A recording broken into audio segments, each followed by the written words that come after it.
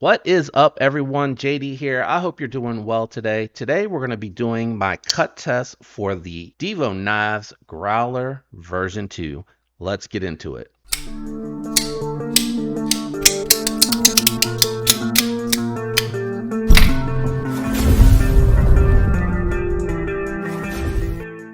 All right, so I'm going to put the disclaimer up front. This is a cut test to demonstrate how the knife handles while doing some cut test. This is not an edge retention test. I'll do that later. I don't want to get into that right now. Right now, I just want to talk about, factory edge a little bit, cutting geometry, how the grind impacts the way it performs through the cuts, and the ergos. So having said all of that, I'm going to kick it down to the garage. We'll be right back up here when we're done there. Okay, we're down here. We got the growler. We're getting ready to check just to see how the 154 cm performs. Nice big belly, super slicey, man. Really good edge. Let's go ahead and just quickly check on the denim how this big belly will do. So I just got some old jeans that I used to use for grass cutting and things like that. Nothing super special, but I want to demonstrate just how well this type of belly will work for these type of cutting tasks. Wish I could wrap it a little bit tighter, but this will have to do. So I don't want to mess up my silicone mat, so I'm going to grab this board. I'm waiting for my cutting board to come in for these type of tests. I know this is kind of new to the channel, but I think it'll be a really good test just to show, again, how clean the cut is and how a belly like this will cut. It's a really clean cutting.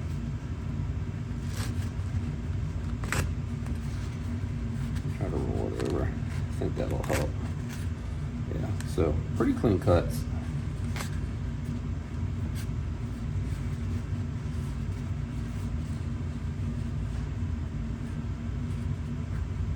And I think as I get further down into the denim, this will do better.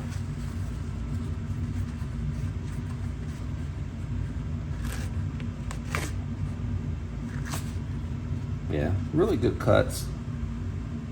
Take the denim and get that all set to the side. Move the board to the side. All right, let's take it through. We got a single wall ply cardboard. Wow. And I am curious to see, because this is manufactured by Kubi, just how well their 154 cm holds up. But they put this is a factory fresh edge. It's a fantastic edge. The ergos on this is so comfortable. Great purchase. The belly's just slicing through it like a laser beam. Apparently I running out of space here.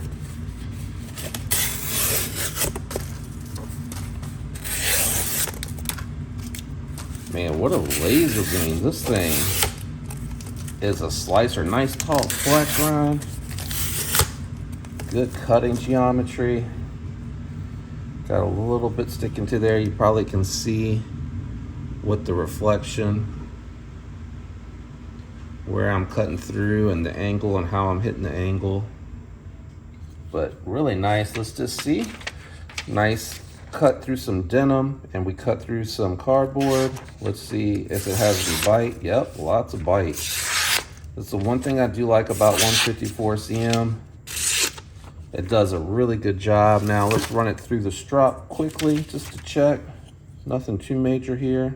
Exact all the way out to the tip, because I was mostly in the belly for my cutting. Oops, let's see. There we go. Paper keeps folding over. Yeah, 154 cm it does a really good job for edge retention and toughness, and so easy to maintain. So just a quick little cut test update. I just wanted to share. I had not stropped it before this test, and ergonomically super comfortable, but let's kick it back over to the table and I'll finish that up there. All right, we're back. Let's talk about it. So Don't know if Kevin and Colin intended for it to be what it is, but what I'm going to tell you is that this thing ergonomically is perfect. This is what I want out of a knife. No hot spots, plenty of girth, the little added bit of contouring to help feel confident when you're gripping down on this knife. The full length jipping on here so I can determine where my finger needs to be depending on what task it is that I'm performing. Ergonomically, this thing is an absolute home run. Pains my heart to admit it. I mean, it just absolutely pains my heart to admit it. But this is where the wire pocket clip shines. You guys know I like that milled titanium clip. I think aesthetically it looks good, and I think they can be done well to where they do not create a hot spot. But this has minimal surface impact. Like there's minimal exposure to the palm with this. So it really does, in the cut test, do really well. My complaint remains, I hate that wire pocket clips move. I feel it shifting around as I readjust my position when I get through a cut. If my hand shifts, I feel it move. That is my one major complaint about the wire pocket clips. That, and I think when you have premium materials on a knife and you throw a steel wire fold over pocket clip on it, it just cheapens the look. Those are my issues, but again, they go in and out of the pocket great. They retain in the pocket great. They feel awesome when they're not moving around and you're gripping the knife tightly to perform cutting tasks. So that's my pros and cons list.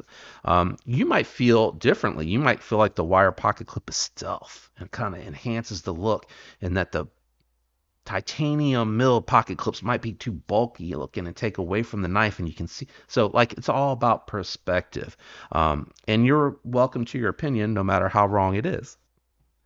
I'm just messing with you guys.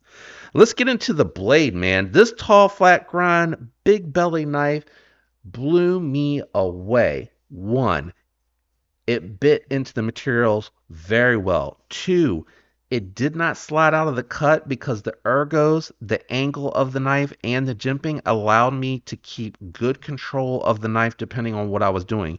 On those push cuts, it kept it right in line, and I was able to push into it because the flat ground blade has good edge geometry, and it has really tall flat grind, so it is very thin and slicey. I mean, really slicey. It just moved through the material so easy. It was a laser beam. I really do appreciate that.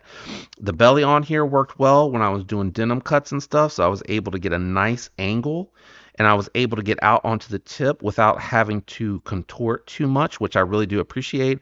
And the belly just really good for that chopping action. The 154 cm, I can tell that Kubi has done a really good job on this, because even after I did that little bit of cutting, I noticed no difference in the bite on the edge. So great edge, and the heat treat must be good on it because it's holding that edge.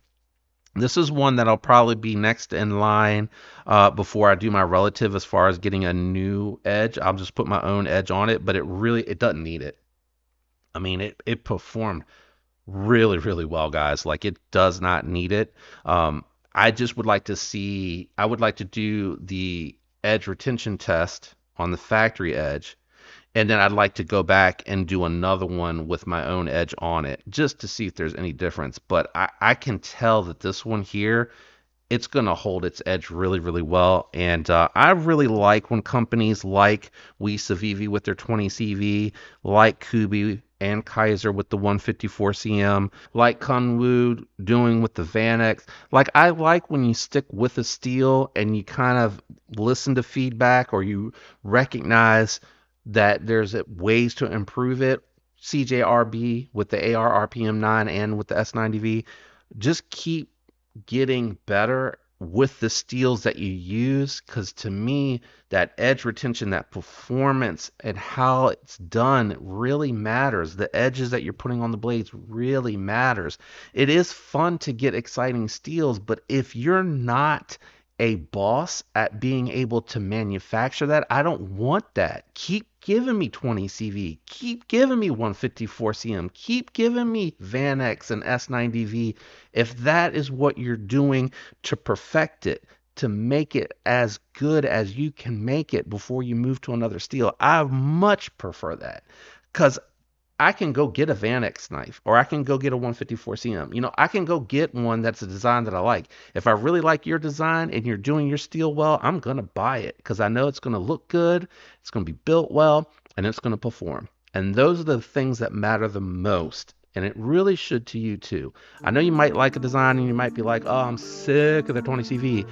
But if their 20 CV is done exceptionally well, you shouldn't be discouraged by that. Don't get bored. Just because you see that label stamped on the blade doesn't mean you should get bored. What you should be excited about is you're getting a design that you love with the materials that you love or are excited about, with an edge on a steel that is going to retain and perform at an optimal level. That's what really, really matters. I know people get bored. I get it. Totally get it. Shop around. Go grab you a Spyderco with some exciting steel. Something different with an exciting steel. Mix it into your rotation. That's my advice. Anyway, Growler V2, Divo, y'all killed it, man. Kubi did a fantastic job on delivering and executing the vision. And this particular design is awesome. Like ergonomically, cutting performance, super happy with it. This is definitely still one of my favorite. Can you believe that? It is a budget model from them. They have bangers all over the place, and this one's still my favorite. Still my favorite because of how I use it, how I carry it, and I just like these materials, man. I just think they're super underrated materials. Let me know what you think about the Growler. They will be coming out with more. They're in production, I believe, if I remember what Kevin said, and they're working to get them out, and they're even trying to do just, you know, a couple of different little colors for the titanium bits that are on here to do a little variety. So make sure you're signed up for the notification with White Mountain Knives, that you're following them on their social media, because they're going to announce that stuff as it's coming down the pike. Shout out to everyone out there that uses the links, likes, comments, is subscribed. Shout out to my members. You're getting the early access. Thank you for all your support. It helps the channel tremendously. I love you guys. I hope you have a fantastic week. Until next time, peace.